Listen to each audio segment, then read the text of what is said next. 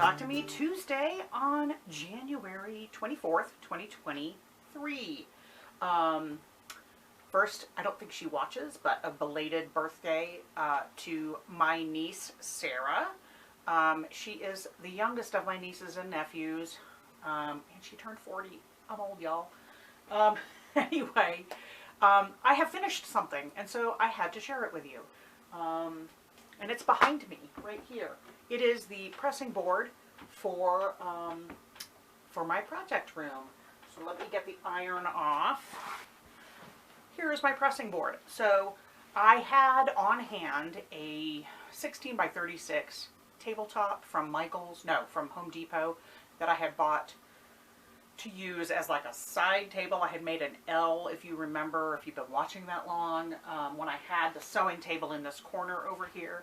I had this board attached using L brackets to my sewing table, and this had some drawer units and just various stuff on it, but it gave me a nice little corner space to work on.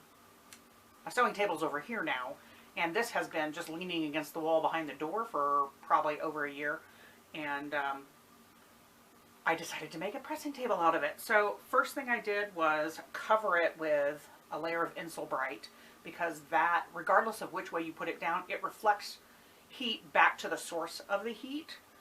So it reflects it away from what it's around. So that's why I wanted it on there, because it is melamine and rather than plywood, and I didn't want to have to go buy plywood. So I'm using this because I had it. So I stapled the Insulbrite on there. And then on top of that, I stapled 2 layers of batting. And then I made this cover. This cover is actually 100% reversible. So it's got this on this side, which is a Hoffman print. I think it came from their balloon panel that they had. And it has this Tula. I had a remnant of this. It has this Tula as the drawstring going all the way around, or as the casing, I mean, going all the way around. And then it has the reverse on the other side. So the other side has a white background Tula of the same ladybugs called Painted Ladies.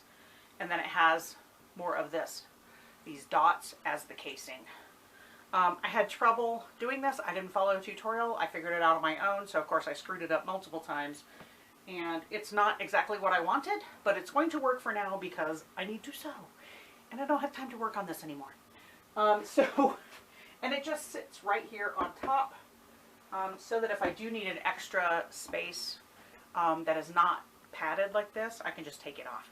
I can also move it to another room if I want it in another room. So that is that. That is finished. I am getting ready to leave early for the shop. I am hosting Paper Piecing Club this morning at Hip Stitch. If you're local, you probably won't see this before we meet, but if you happen to, you can join us. We have space available still for 2 or 3, and I'm going to be working on testing my Tamagotchi, the egg frame, the actual device frame, in my miniature version of it. I've already designed it, and I have it saved as a giant quilt layout for this to go in the center, but then I made a reduced size version of it that's just 9 inches by 10 inches to test the pattern assembly instructions and make sure everything worked okay. So that's what I'm going to be working on today. Yeah, so what are y'all doing? What are you working on? I'm excited to be sewing again. I look forward to watching your videos, and I will see you next week. Bye!